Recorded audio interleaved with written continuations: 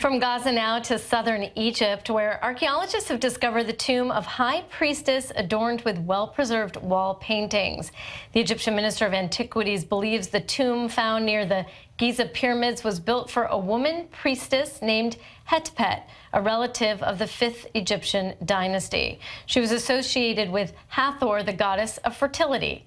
The paintings on the tomb's wall show scenes of musical and dancing performances. It also features monkeys dancing in front of an orchestra, which is a rare scene depicted in ancient Egyptian art.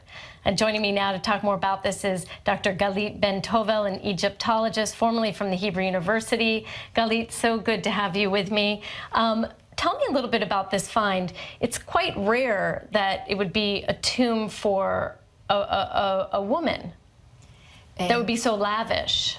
So a tomb for women, we have several tombs of women, but a woman that is a priestess is quite rare.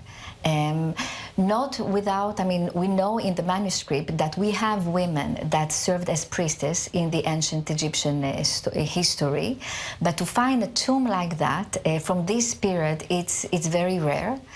And we can learn a lot about the women priesthood in the early time in ancient Egypt. We have to say also that the women and men in the priesthood had equal rights.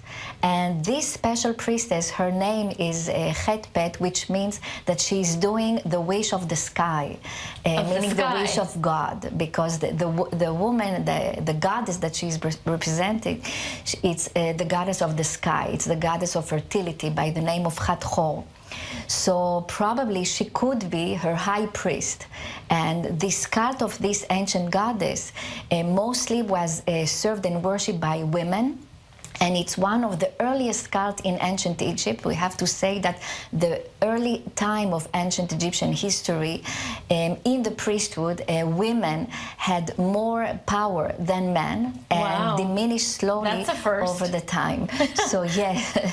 And another interesting fact about this goddess Hathor, it's the same goddess that is also being represented in the story of Exodus. We all remember the calf, the golden calf that was created when Moses went up to get the 10 Commandments. Right. So this golden calf is the same symbol of the goddess Hathor, because she also was the goddess not only for fertility, but she was also a goddess that protected the travelers in the desert. Oh, wow. That's fascinating.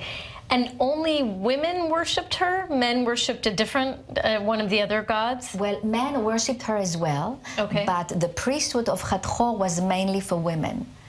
It's true that we had also some men, but mostly in, if I could say, administrative position in this cult specifically. For other gods, you could find also women and men serving as priests, but this special deity, this special goddess Hathor, was mainly worshipped by a priestess. And the extensive artwork that was found on the walls of this tomb, what does that tell us? So, first of all, the musician and the orchestra that they found also on the painting, it's part of the cult. The cult of this goddess was mainly about joy, dance, and music. So usually the priestess of the goddess Hathor used to walk in the streets of Egypt with a special necklace and also with a special sistrum. And all the cult was about joy, and music was part of it. They thought that music has a special power in healing, in bringing fertility as well. And all the ancient wisdom of the ancient Egyptian, music played a very important part of this cult. This is why I believe that you see all this orchestra and the dancer in the wall painting of this tomb. Now, when we say that Hetpet is associated with this goddess, does that mean that the ancient Egyptians believed that she was part goddess and part human? I wouldn't say that. Or she represented. She represented the goddess, I Okay. think. Yes, she had the power to connect with her. She represented the goddess, her wish in the world, you know, in the realistic world of today. And she was, if you want, a vehicle, you know.